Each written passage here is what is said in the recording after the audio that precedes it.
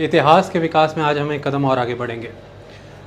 Modern history में हम contemporary history के सेक्शन में थे और उसमें हमने इंडिया आफ्टर इंडिपेंडेंस में आपको सेकुलरिज्म तक सभी लेक्चर शुरुआत से लेकर के कंटेम्प्रेरी सिस्टम तक कवर कराए कि उस समय आज़ादी के समय क्या चैलेंजेस थे और उनके रिलेटेड रीसेंट अभी इंडिया में क्या डेवलपमेंट है हमने आपको बताई। लेकिन हमने आपसे ये कहा था कि इसके बाद फिर हम उसी पीरियड से स्टार्टिंग से चैप्टर बाय चैप्टर फिर 1950 से 2020 तक सभी इम्पॉर्टेंट इवेंट कवर करेंगे। आज से अब उन्हीं लेक्चर्स की शुरुआत होने जा रही है। हमारा पहला लेक्चर है challenges of the nation building और वो लेक्चर अब हम कवर करेंगे in the form of podcast. बेहद खूबसूरती से कवर होगा और आने वाले सभी लेक्चर भी आपको 1950 से 2020 तक का सारा इतिहास पूरे क्रिटिकल सेंस में अंडरस्टैंड होगा। तो चलिए शुरू करते हैं challenges of the nation building. देखिए, आज हम दो चैप्टर एक साथ कवर करेंगे और जो +1 की बुक है इंडियन कॉन्स्टिट्यूशन एट वर्क, उसका लास्ट चैप्टर है the philosophy of the constitution, और जो +2 की बुक है politics of India after independence, उसका फर्स्ट चैप्टर है challenges of nation building. Challenges of nation building, ये दोनों का तलक 1947 से ही है, इसलिए दोनों एक ही साथ कवर होने बनते हैं। So the first chapter is the philosophy of the constitution and the another one is challenges of the nation building. Challenges of the nation building. Recording सुनने के बाद दोनों चैप्टर आप इकट्ठे ही पढ़ लेना, कोई दिक्कत की बात नहीं। चलिए स्टार्ट करते हैं। देखिए, आप सभी जानते हैं कि 15 अगस्त 1947 को भारत बना था, इंडिया, जिसे कॉन्स्टिट्यूशन में इन्हीं दो नामों से जाना जाता है। 14 अगस्त की रात 12 बजे एक स्पीच दी गई थी जवाहरलाल नेहरू की तरफ से। वो स्पीच वर्ल्ड फेमस है, जिसे आज भी इस नाम से जाना जाता है, ट्रस्ट विद डेस्टिनी। इसके ऊपर कई क्वेश्चन आज दिन तक आ चुके हैं, मेंस के एंड प्रीलिम्स के। ट्रस्ट विद डेस्टिनी मतलब क्या है? ये किस्मत के साथ किया गया वादा, ठीक है। ये किसी समय में हमने अपनी किस्मत से एक वादा किया था, वो क्या वादा था आज पूरा होने वाला है। और 14 अगस्त रात 12 बज गए हैं, ये वो समय है जब पूरा विश्व सो रहा होगा और भारत जागेगा, हमेशा के लिए जागेगा और फिर कभी भी सोएगा नहीं। भारत एक पुराने दौर से निकल करके एक ऐसे नए युग में कदम रखने जा रहा है जिसमें समाज के भीतर आने वाले सभी वर्गों को समूचे विकास का एक अच्छा मौका मिलेगा। यही वादा हमने कभी किस्मत से किया था। एक ऐसा देश बनाएंगे जिसमें गरीब से गरीब, कमजोर से कमजोर, पिछड़े से पिछड़ा भी अग्रणी श्रेणी में आकर के खड़ा हो सकता है। यही शायद लोकतंत्र कहलाता है। यही वादा हमने किस्मत से किया था, तो हम आने वाले दिनों में लोकतंत्र बनाएंगे। हमने यही सोचा था कि भारत में कभी कोई ऐसी शख्सियत नहीं आएगी जो अपने जोर के दम पर दूसरों को दबाएगी और कुचलेगी। शायद इसे ही ऐसा कहा जाता है कि चुनाव की पद्धति से सरकारें बनेंगी। ये वादा हमने किस्मत से किया था, जिसे हम सच करने जा रहे हैं। हमने ऐसा सोचा था कि इंसान अक्सर किसी न किसी के अधीन रहा है, क्योंकि उसे पूर्ण रूप से अधिकार नहीं मिले हैं, क्योंकि देश में उसकी सहभागिता उतनी नहीं थी। शायद आज यही वादा हम पूरा करने जा रहे हैं कि सभी के सभी लोग नागरिक कहलाएंगे, एक बार में ही सिटीजनशिप दी जाएगी और सभी को चुनाव में हिस्सेदारी लेने की आज़ादी है। इस तरह के बहुत से वादे हमने किस्मत में किए हैं, किस्मत के साथ किए हैं पिछले लंबे समय के दौरान। वह सभी वादे आज पूरे करने का दिन है और आज रात 12 बजे मैं आप सभी से यही आग्रह करता हूं कि मेरा साथ दीजिए। ये पहला कदम है। इस कदम के बाद ये जो शुरुआत हमें हुई है, इसे निरंतर मुकाम तक पहुंचाने के लिए हम सबको मिलजुल करके प्रयास करने होंगे। ये कह करके उनकी क्लोजिंग हो चुकी थी। ये रात 12 बजे का उनका बयान था। उसके बाद नया दिन शुरू हुआ 15 अगस्त 1947 को। चूंकि बहुत बड़ा मैदान सामने चाहिए था और बहुत सारे लोगों को एड्रेस करना था, संबोधन करना था, इसके लिए लाल किले का प्राचीर, या जिसे हम प्रेमाइसेस ऑफ रेड फोर्ट कहते हैं, इससे बेस्ट कुछ नहीं हो सकता था। वहां पर झंडा चढ़ाया गया और वहीं से बयान दिया गया पूरे भारत को और विश्व को कि ध्यान से सुना जाए कि भारत में कितनी मजबूती है, कितनी आकांक्षाएं यानी कि कितने एम्बिशंस हैं और कितनी ऊपर जा सकता है। तब से लेकर के आज दिन तक रिवाज है कि 15 अगस्त के दिन जब भी भारत के प्रधानमंत्री झंडा चढ़ाते हैं तो लाल किले के प्राचीर से ही चढ़ाते हैं और सभी का संबोधन करते हैं, भारत का और पूरे विश्व का। और ये इंपॉर्टेंट एस्पेक्ट है हमारी हिस्ट्री का, वो भी समझ आ जाएगा आपको आने वाले दिन। कितना अच्छा रहा ये 15 अगस्त का दिन। आज दिन तक शायद हमने कभी इस पहलू पर ध्यान नहीं दिया। 15 अगस्त का दिन जितना सेलिब्रेशन का दिन है उतना ही मौर्न करने का दिन भी है, ये शोक मनाने का दिन भी है। कहीं ना कहीं बेअंत लोग इस दिन मारे भी गए थे। किस तरह से? पूरे विश्व ने शायद इस तरह से इतनी रैपिड माइग्रेशन न पहले कभी देखी थी, न इसके बाद कभी देखी है। ऐसा कभी भी नहीं हुआ। 80 लाख लोग कुछ ही चंद मिनटों और घंटों के अंदर इधर से उधर दौड़ा दिए गए। 80 lakh, can you imagine during that period. 5 से 10 लाख ऐसा सरकारी आंकड़े कहते हैं, जबकि फिगर इससे बहुत ज्यादा है। 5 से 10 लाख लोग मारे गए थे। ऐसा कहा जाता है कि कई हजार औरतों को एब्डक्ट कर लिया गया था और उनके साथ रेप हुए हैं। कईयों को बंधुआ बना करके विवाह भी कर लिया गया था, जो बाद में एक पेरेनियल एट्रोसिटी को झेलती रही हैं।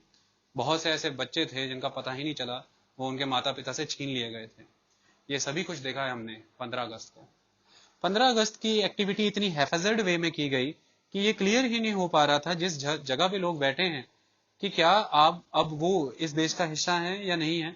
उन्हें कुछ ही घंटों का नोटिस दे करके शिफ्टिंग के लिए कहा गया। ये सारी एक्टिविटीज 15 अगस्त को होती हैं। इन एक्टिविटीज ने पॉलिसी मेकर्स का माइंड कुछ इतनी स्ट्रांगली शेप अप किया कि उसका क्लियर कट विजन हमें नजर आता है कॉन्स्टिट्यूशन में।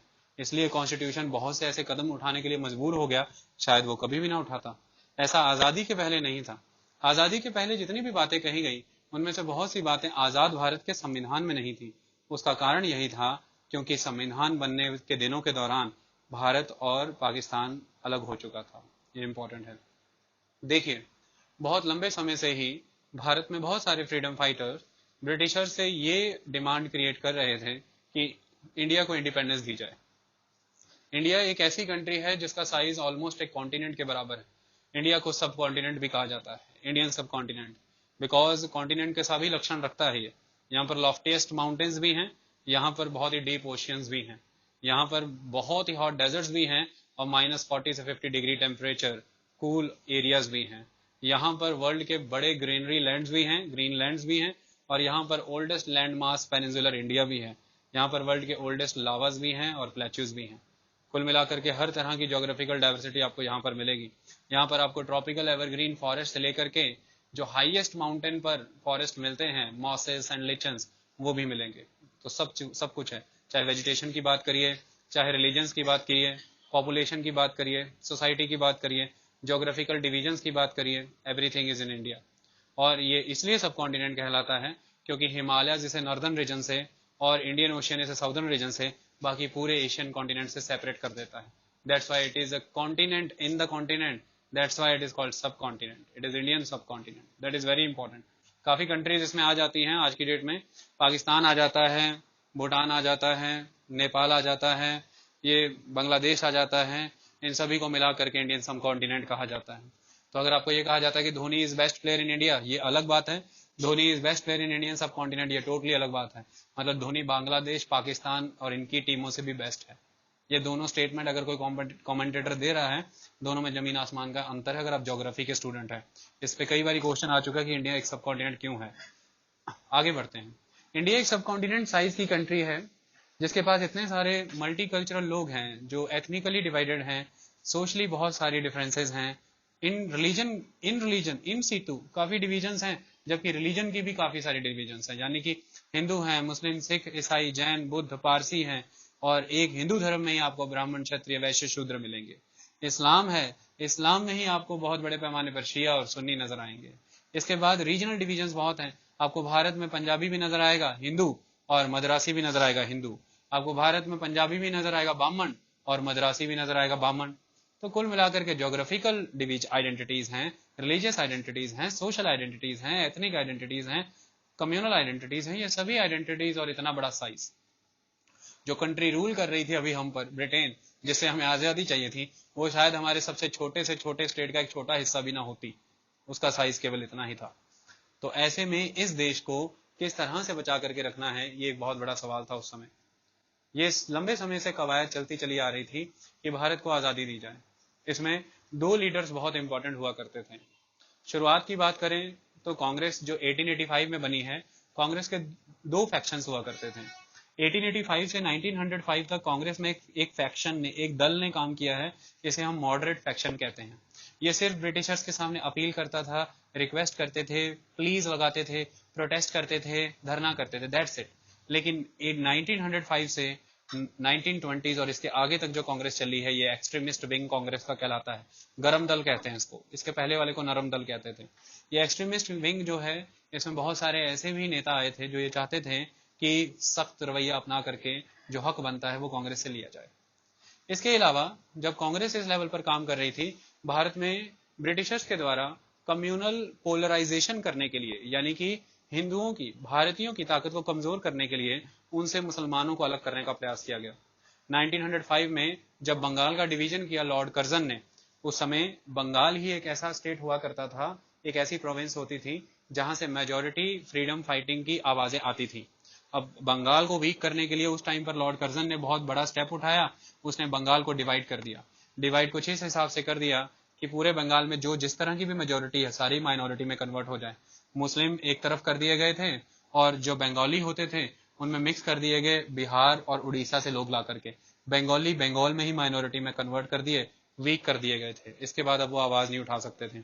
इसके खिलाफ भारतीयों ने आवाज उठाई और इसे स्वदेशी मूवमेंट कहते हैं, और उस टाइम पर ब्रिटिशर्स का बायकॉट किया गया था।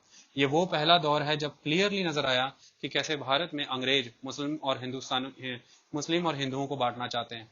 इसी समय 1905-1906 में अंग्रेजों के द्वारा लगातार ऑफर देने के बाद मुस्लिम लीग की स्थापना होती है और मुस्लिम लीग बनती है।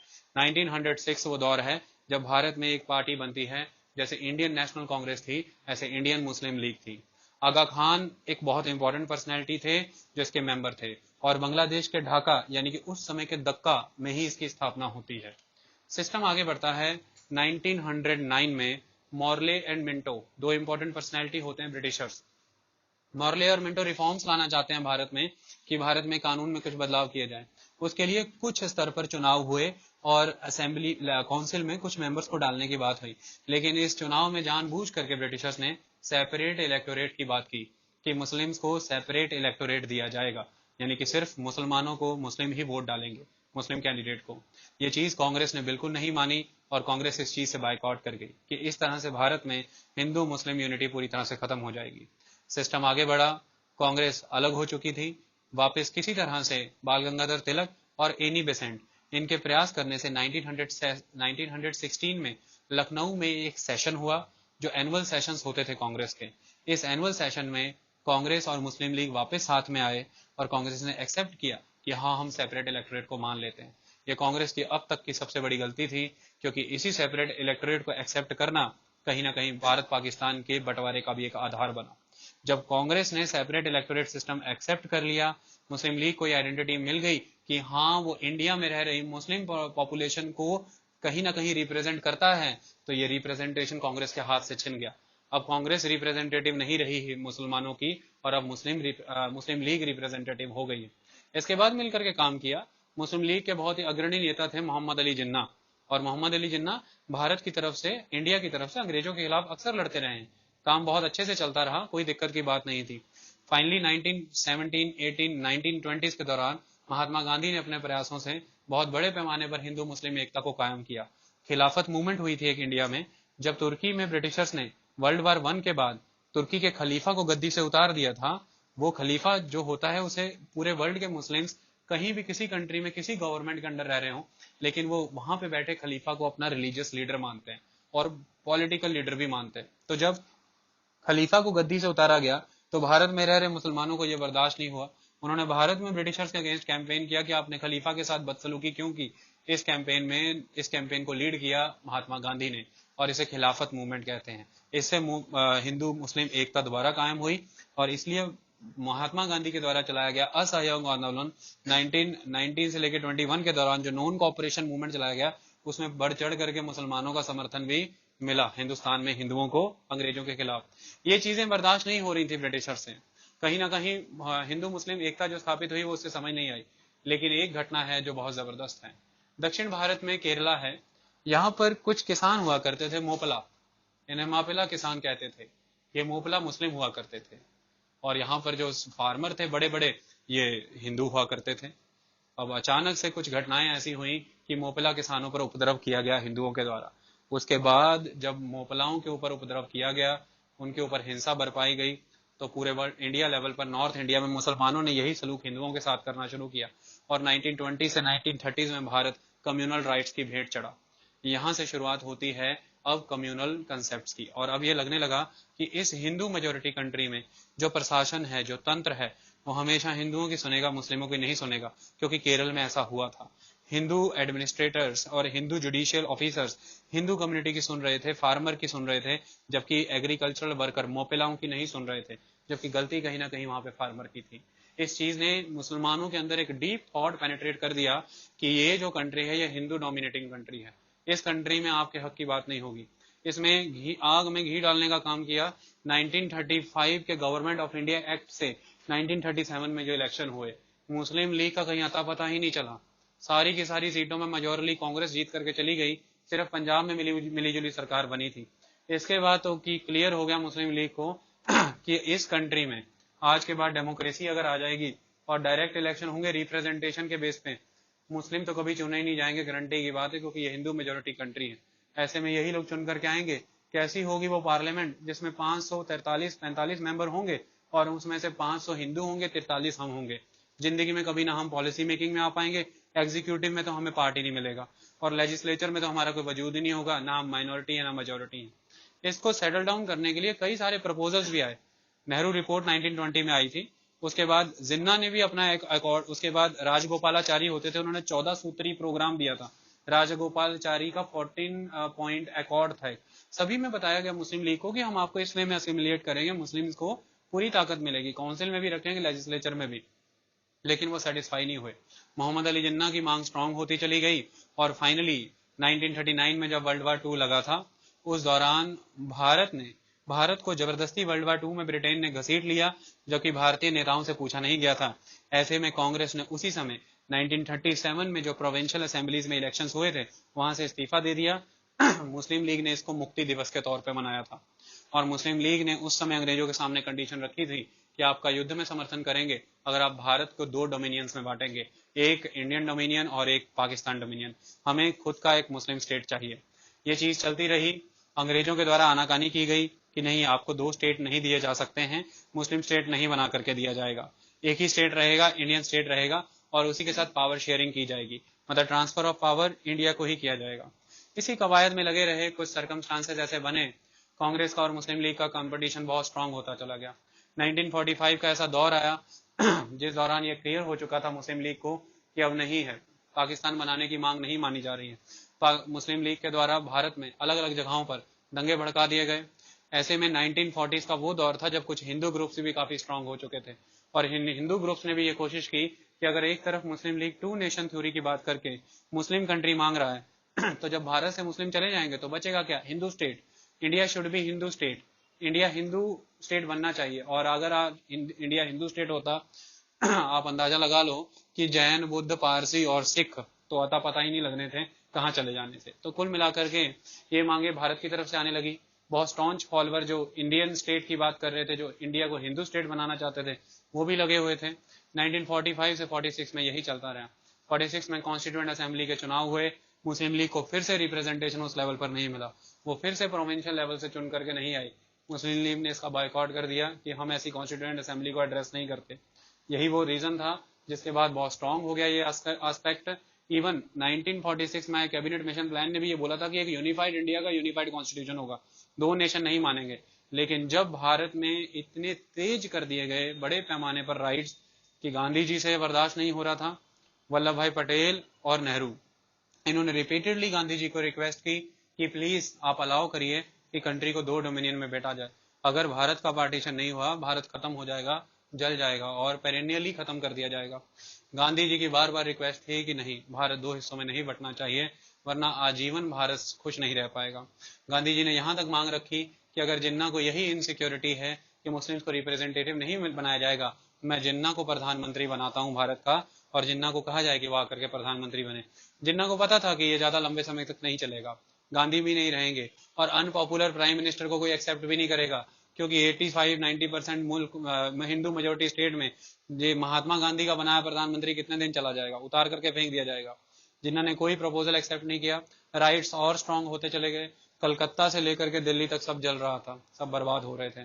फाइनली महात्मा गांधी इस चीज से त्रस्त होकर के कलकत्ता जाकर के बैठ गए। इसलिए 15 अगस्त 1947 को जब देश आजाद हो रहा था, गांधी जी किसी भी स्वतंत्रता संग्राम में पूरे देश में किसी स्टेट किसी सिटी में कहीं पार्टिसिपेट नहीं कर रहे थे, क्योंकि वो मौर्न कर रहे थे और बाकी की सारी दुनिया सेलिब्रेट कर रही थी।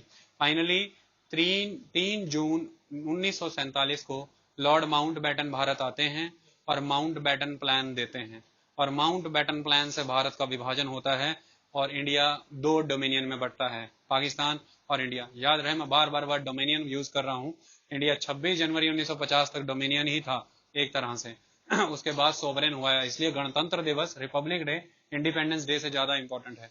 तो कुल मिलाकर के 1947 14 अगस्त आजाद होता है पाकिस्तान, 1947 14 अगस्त रात 12 बजे यानी कि 15 अगस्त की सुबह आजाद हो जाता है भारत और भारत बन जाता है।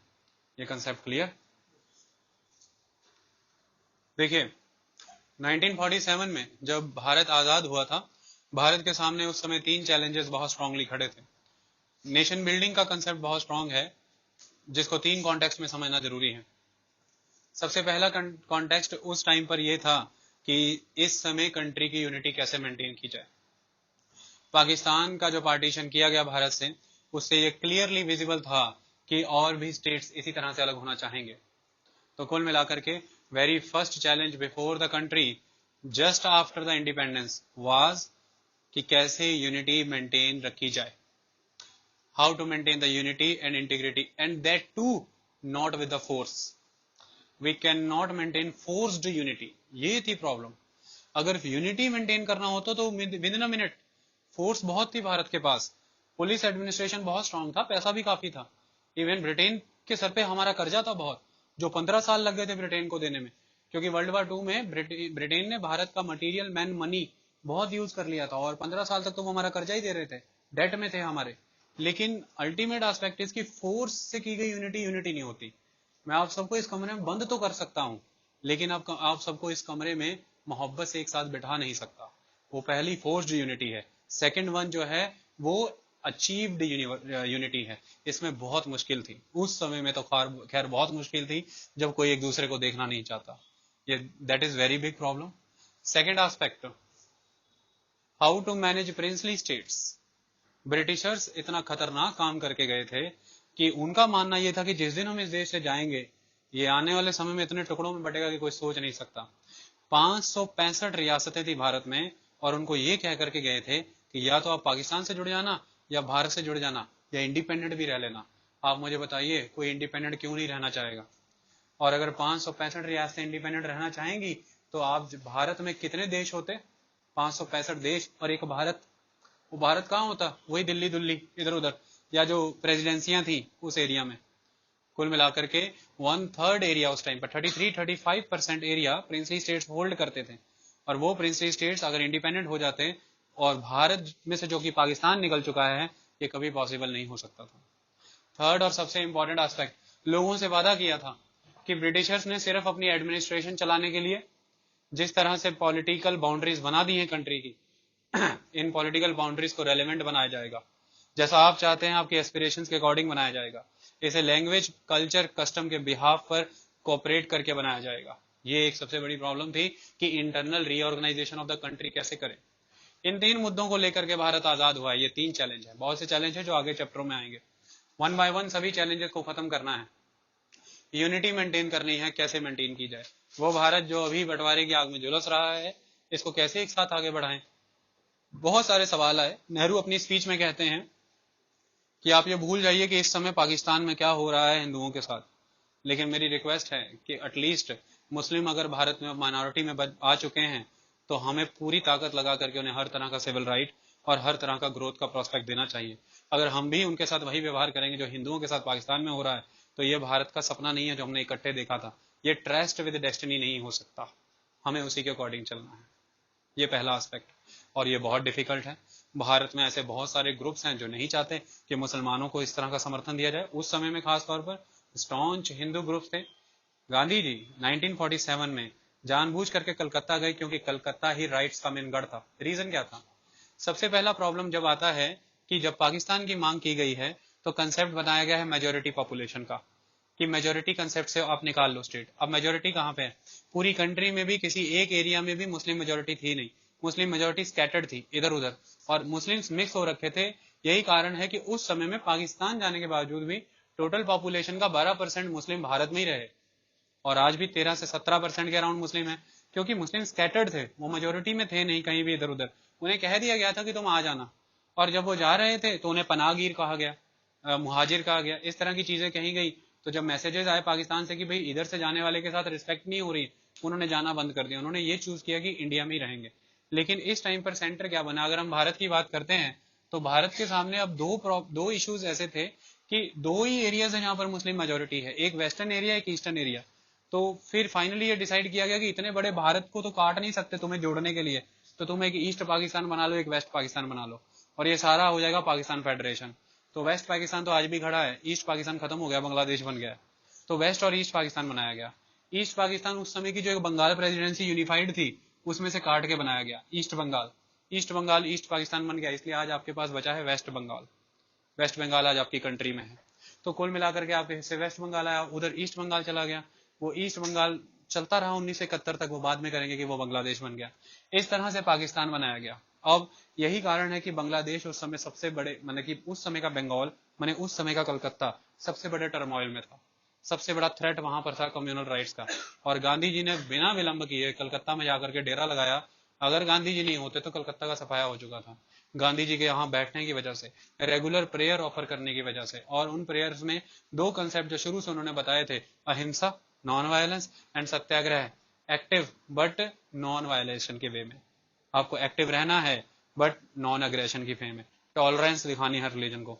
गांधी जी के वहां रहने से बहुत हद तक कह सकते हैं 85% तक मैटर न्यूट्रल रहा। अगर गांधी जी ना होते तो नर्स जीनोसाइड बहुत स्ट्रांग होना था।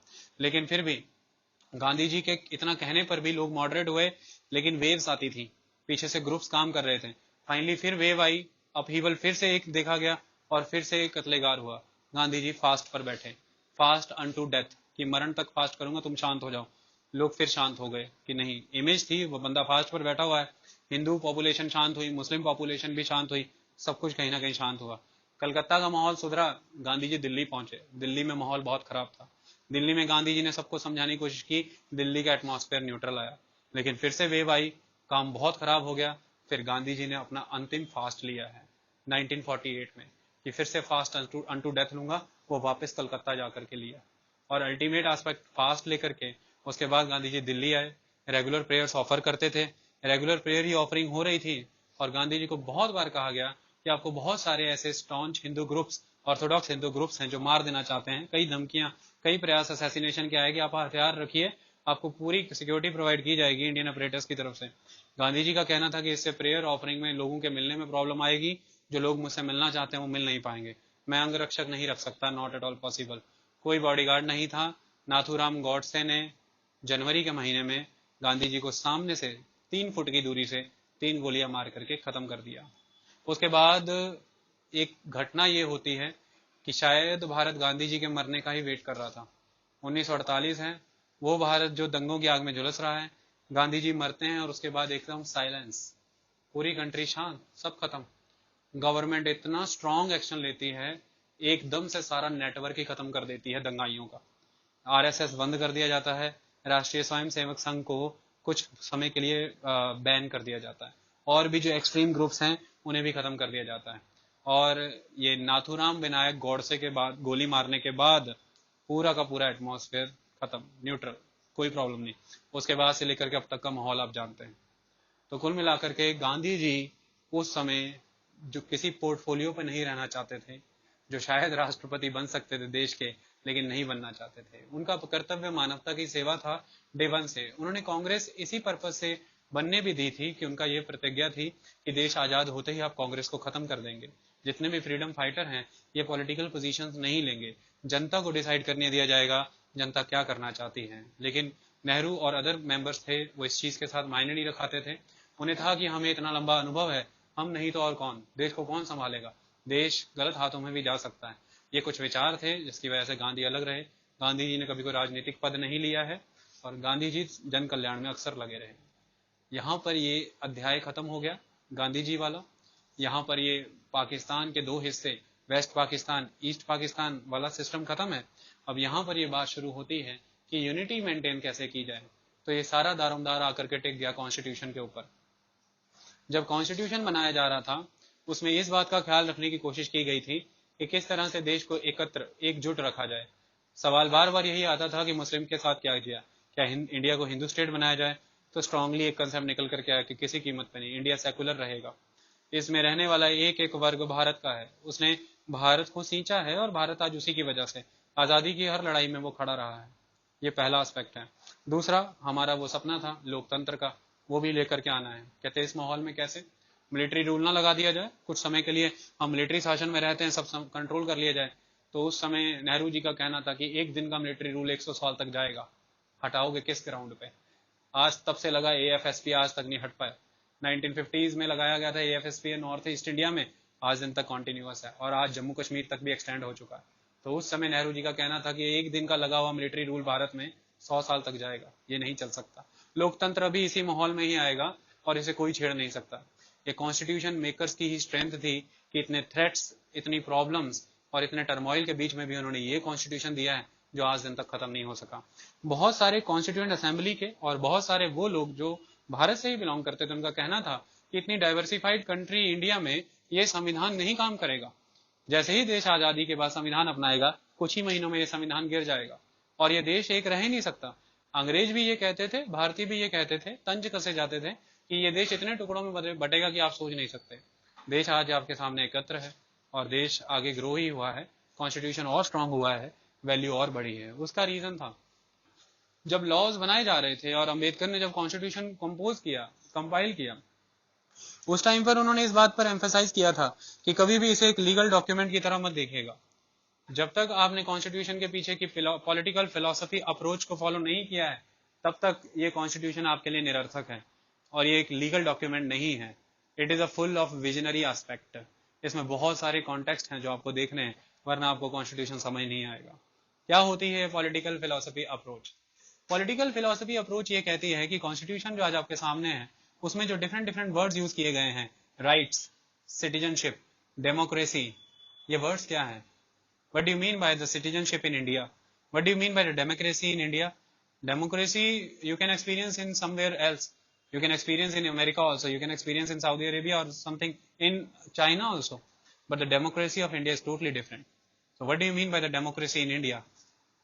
आप सिर्फ और सिर्फ समझ सकते हैं अगर आपको पॉलिटिकल फिलोसफी अप्रोच आती है तो। सेकंड एस्पेक्ट उसका ये था कि कॉन्स्टिट्यूशन को सिर्फ और सिर्फ तभी समझा जा सकता है अगर कॉन्स्टिट्यूशन को इंटरप्रेट करने की ताकत दी जाएगी।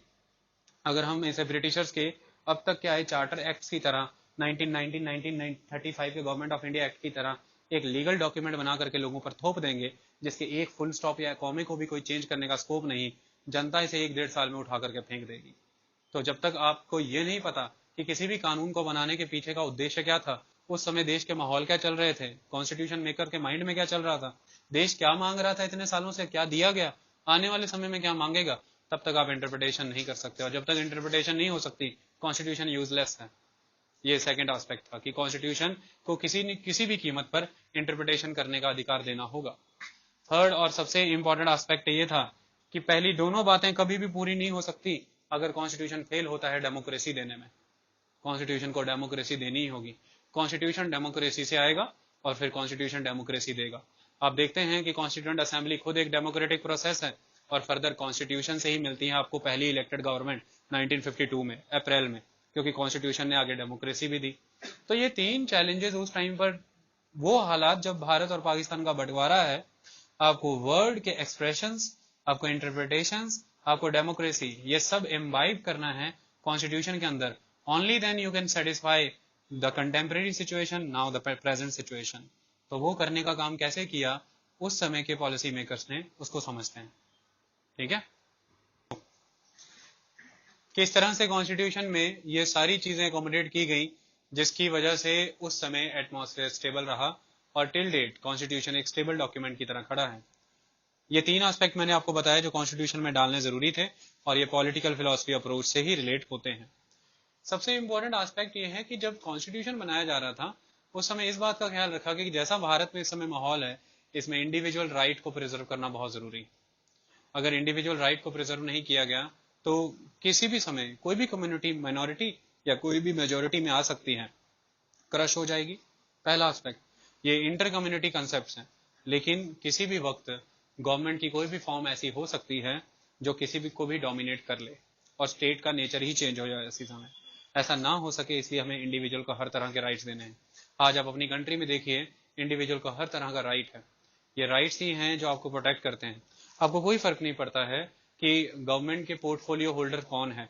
आपको पता है कि गवर्नमेंट स्टेट का एक अपरेटस है और अपरेटस उसी तरह बिहेव करेगा जैसा स्टेट की कमांड्स हैं, और स्टेट की वो कमांड कॉन्स्टिट्यूशन में है, और कॉन्स्टिट्यूशन ड्यूली एड्रेस करता है आपके राइट्स को, और वो चाहे फंडामेंटल राइट्स हैं या आपके अदर डेमोक्रेटिक राइट्स हैं। आपके बहुत सारे ह्यूमन राइट्स हैं, सिविल राइट्स हैं, पॉलिटिकल राइट्स हैं, आपको वोट डालने की भी आज़ादी है, चुनाव में लड़ने की आज़ादी है, कोई दिक्कत की बात नहीं, एजुकेशनल राइट्स हैं। ये सारी की सारी चीज़ें कॉन्स्टिट्यूशन में डाली गई, और यही है कॉन्स्टिट्यूशन की पॉलिटिकल फिलॉसफी। अगर आप राइट्स को पढ़ते हैं, हर राइट के पीछे पूरी की पूरी एक कहानी है, उसके उद्देश्य को समझना जरूरी है। अगर आपको फ्रीडम ऑफ स्पीच दिया गया है तो फ्रीडम ऑफ स्पीच आज की बात नहीं है। राजा राम मोहन राय कब से लड़ते रहे हैं इस फ्रीडम ऑफ स्पीच के लिए, फिर जाकर के ये फ्रीडम ऑफ स्पीच मिला है। मतलब अगर आप ध्यान से देखें तो फ्रीडम ऑफ स्पीच एग्जिस्टेंस में ही इसलिए आया क्योंकि इसका जन्म एक पॉलिटिकल प्रोसेस से हुआ है। समय समय पर प्रेस की आज़ादी पर पाबंदियां लगाई थी अंग्रेजों ने, क्योंकि प्रेस ही एक मेन टूल हुआ करता था जिसकी वजह से हमारे फ्रीडम फाइटर ब्रिटिशर्स की एट्रोसिटीज को लोगों के सामने लाते थे। प्रेस ही एक ऐसा टूल था जिसके थ्रू हमारे फ्रीडम फाइटर लोगों को एकजुट करने का और कैंपेन को मोबिलाइज करने का काम करते थे। प्रेस ही एकमात्र ऐसा तरीका था जिसके थ्रू हमारे फ्रीडम फाइटर जितने भी सोशल इविल्स उस टाइम पर इंटर सोसाइटी थे उसको बाहर लाने का, रिलीजन्स को रेक्टिफाई करने का, सोशल रिलीजियस अपहीवल्स करने का हर तरह का काम होता था। और इसी प्रेस को बार बार अंग्रेजों के द्वारा बंद करने का काम किया गया है। अगर आप देखेंगे हमारे जितने भी स्वतंत्रता सेनानी रहे हैं सभी ने किसी न किसी अखबार का निर्माण किया है, और हर कोई ना कोई मैगजीन, कोई वीकली, कोई फोर्टनाइटली, कोई मंथली, या फिर कोई ना कोई न्यूज़पेपर प्रिंट करता था। ये इंपॉर्टेंट है। Even Mahatma Gandhi Indian opinion निकाला करते थे, ये बहुत इंपॉर्टेंट है। सो हरिजन भी निकाला करते थे, पत्रिका हुआ करती थी। राजा राम मोहन राय संवाद कौमुदी निकाला करते थे, ये बहुत